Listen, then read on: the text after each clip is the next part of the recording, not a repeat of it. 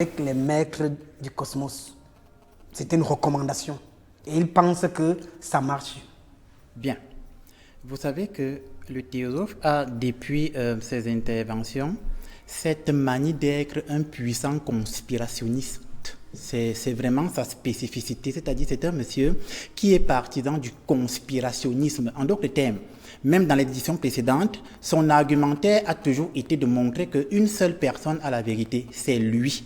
Et personne d'autre ne peut jamais avoir la vérité si ce n'est lui qui est la lumière, l'incarnation de la vérité. Il manque un peu sur ce plateau, il va nous dire qu'en fait, s'il y a un seul Dieu sur ce plateau ici, là, c'est lui.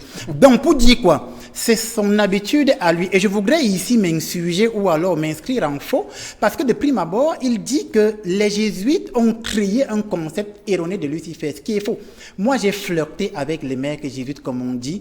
Les jésuites, c'est une communauté respectable. Je ne peux pas accepter sur ce panel que une communauté respectable, de grands intellectuels. Quand on parle des gens qui poussent l'exégèse au plus haut degré, on parle des prêtres jésuites qui font 15 ans d'études, 20 ans d'études, et que quelqu'un vienne, ils disent que les maîtres jésuites qui sont remontés à la source de l'exégèse à un niveau très élevé, qu'ils disent que c'est les jésuites qui ont amené un concept erroné de Lucifer, comme pour dire que les jésuites sont des menteurs et ils se complaisent à mentir à tout le monde. Alors que je ne pense pas que lui là, il ait étudié avec les jésuites. Il dit même qu'il est venu annoncer la fin du catholicisme, donc votre fin. Oui, tout à fait. Donc il part du fait que les jésuites sont des menteurs. Ensuite, il dit que le 31 juin 1999, il a annoncé la fin de l'ère du mensonge, premier pan de son allégation.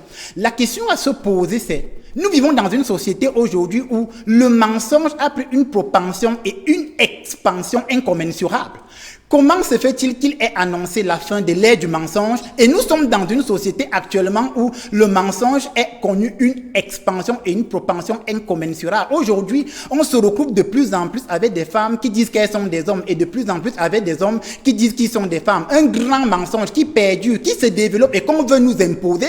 Et lui, il dit qu'il a mis fin à ça. Ça, c'est de un. De deux. De plus en plus, on se retrouve dans une société où on veut faire croire aux gens que le mal est bien et que c'est le bien qui est mal. Et cela se vit dans nos sociétés au travers de la corruption. Qui est donc menteur même entre vous, les religieux, et le théosophe qui est venu annoncer la fin des religions et du mensonge? Vous voyez donc, moi je ne suis pas un partisan du conspirationnisme, parce que pour répondre à votre question, il a achevé en disant que lui, il a reçu une mission de la grande instance créatrice, parce que lui, il est, selon ses expressions, en communication interdimensionnelle.